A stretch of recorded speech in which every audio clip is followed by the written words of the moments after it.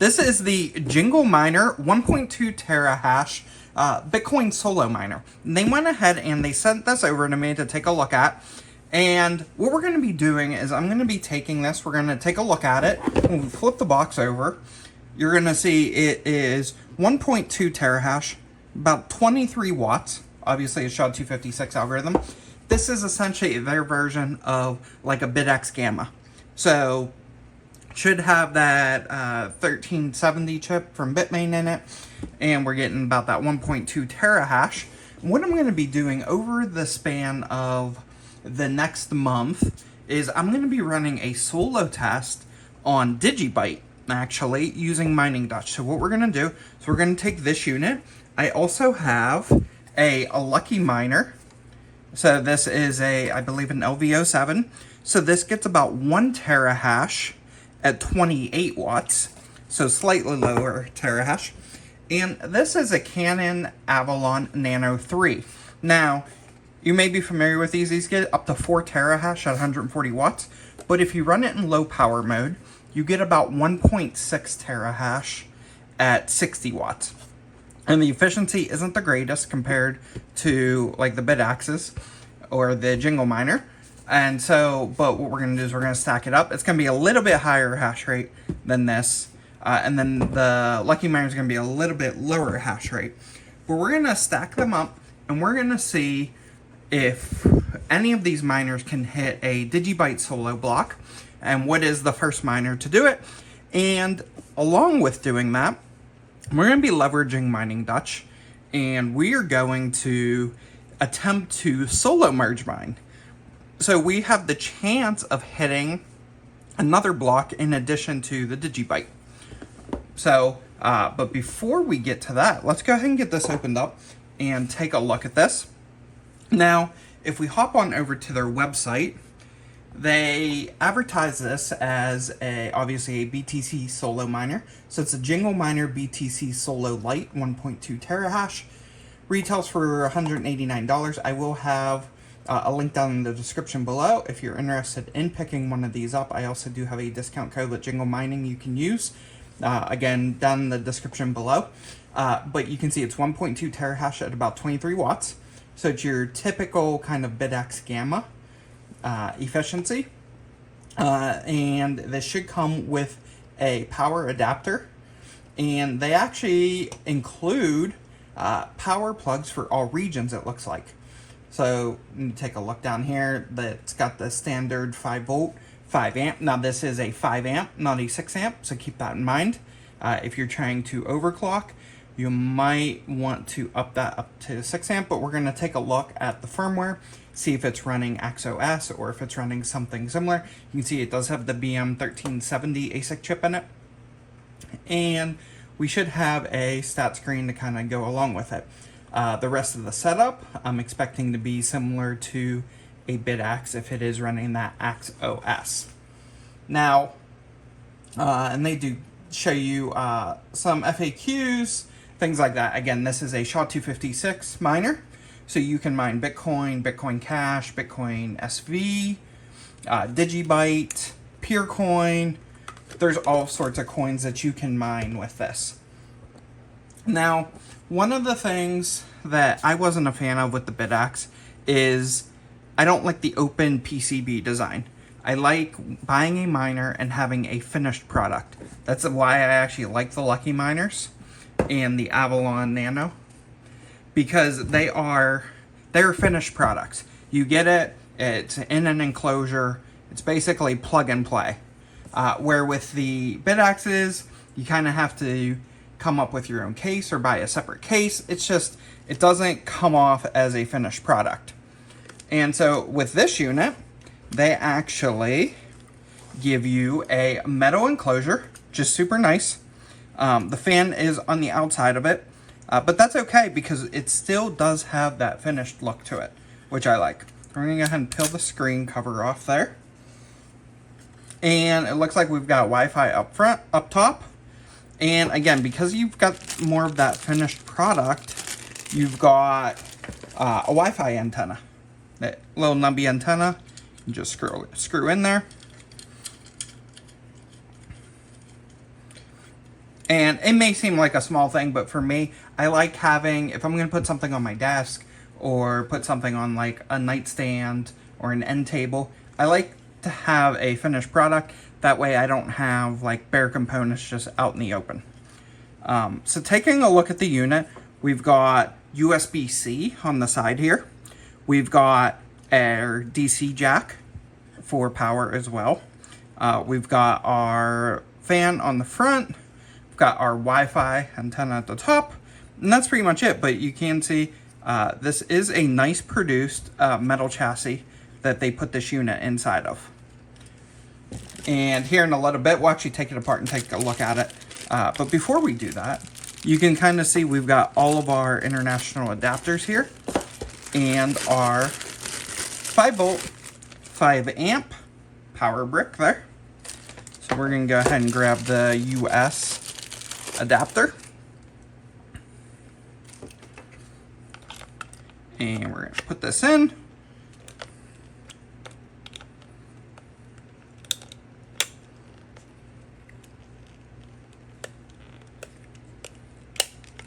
Lock that in. So there we go. We've got our standard 2-prong adapter. No ground on that one. And again, all your standard international adapters if you're in a region outside of the US. For me, I'm in the US. They also do give you this instruction sheet. This is kind of everything that's on the website, but they do tell you how to set it up. Oh, super easy to set up. We're going to go ahead and get this plugged in, connect to its Wi-Fi, configure it. We're going to point it to Mining Dutch. And then we're going to set up our other system, point to Mining Dutch.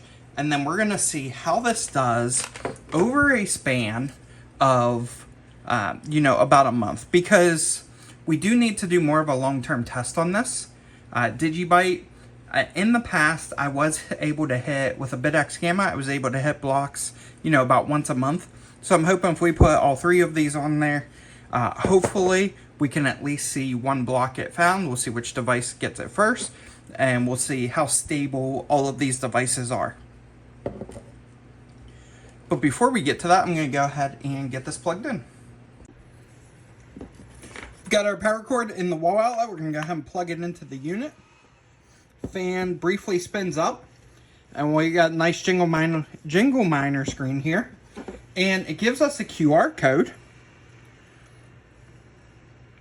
And you can see it's trying to load the initial config.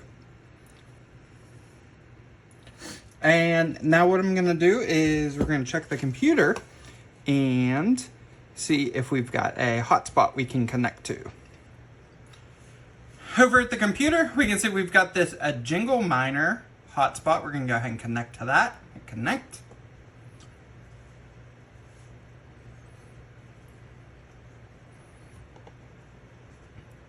And that's going to throw us into the JingleMiner kind of web UI here. Let's switch to dark mode. And we're going to go to settings.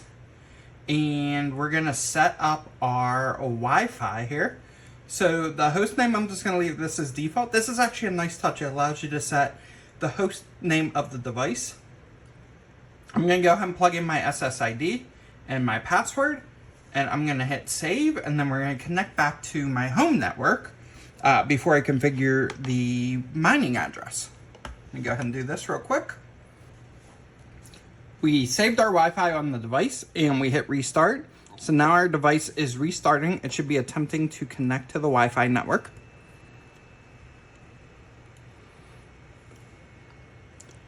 And it looks like it connected. We now have a different screen showing here.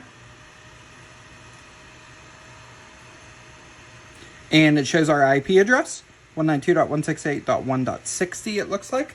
So we're going to hop on over here.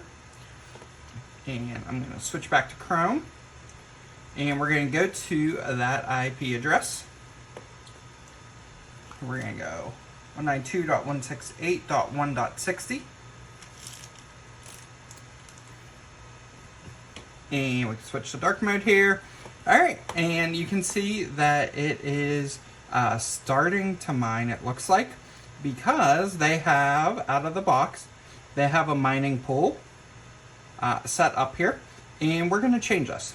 So I'm going to be using Mining Dutch. As I mentioned, we're going to be running a test here of 30 to 60 day test to compare this device to other devices in its class to see which one kind of has the best results. So we're just going to come over here, and I'm going to grab, oops, that is Europe. We want to go ahead and grab North America, because that's where I am. And we're going to grab this mining address. Copy this. This is going to copy the whole thing, but we're going to clean it up a little bit here. So we just want to, this just wants to be americas.mining-dutch.nl. And the port you can put down here. It's going to be 9996. You can also use 4014 or 9995. And we're going to go ahead and on our fallback address, let's see if they've got, we'll use their Canada endpoint. So it's basically going to be the same thing, but it's going to be canada.mining-dutch.nl. So come over here, copy this. Instead of Americas, we're going to do Canada.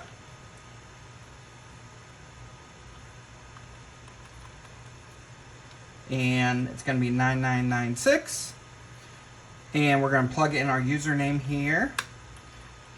And I want to make sure that I name these workers so I can distinguish each of these miners. So I'm going to just call this one JM. Give a password of X. Do .jm here. Alright. I'm going to leave these settings as the default. Everything else kind of is default. I'll hit save. And we'll hit restart. And this should restart the miner. And it should, upon restart, it should pick up that new configuration of our mining pool. And it should start mining there. We're going to have to, once it starts submitting hashes, we need to hop on over and make a configuration change to tell it that we want to solo mine. We're just going to let this ramp up. So it shows the primary pool here. So far looking good. And we can see it's reporting around 21.8 watts. 5 volt obviously. And our temps are around 72. It's kind of warm. But we'll see what that settles in at. Now I did have the unit laying down on the table, so that also could have been why. But we'll keep an eye on the temps here. And you can see it is starting to ramp up now. I'm now logged into my Mining Dutch account, and you're going to notice that we've got an LVO7 worker here. We've got a Nano 3 worker here, and our JM. Now, I have separate worker groups set up here, miner groups, and this is how I control what device is solo mining what. So, if you want to set that up, you can just come here, and you can hit Add on Miner Group, select the miners, and name it. I already have one called DGB Solo right here. So I'm just going to come here, and I'm going to select JM. We're going to add that to that. And then what you can do is, you can come to the top here, you can select that miner group, and you can select DGB from the list here. And you can switch this to solo. You can hit apply. I've already got this set to these settings. I'm not going to change them. But what you'll see is once that gets applied, that this worker, next time it gets work to be done, it should actually move from default up to DGB solo, and you should see that it's solo mining Digibyte. Now, when you're solo mining on Mining Dutch, you are also solo merge mining. This means if you were to find a share for like a Syscoin block, you would get that entire block reward even if you didn't find a Digibyte block. So you have the chance to get solo blocks outside of the main coin that you're solo mining. We're going to go ahead and give this a refresh. And you can see that our JingleMiner is now solo mining Digibyte. And if we hop on over to the dashboard, hasn't submitted any shares yet. It's still kind of ramping up. So I'm going to give this a few minutes, and we want to confirm that we're getting the actual 1.2 terahash. Because right now we're only setting about 600 gigahash. I'm going to give this a few minutes and let this try to ramp up and see if we get the expected hash rate.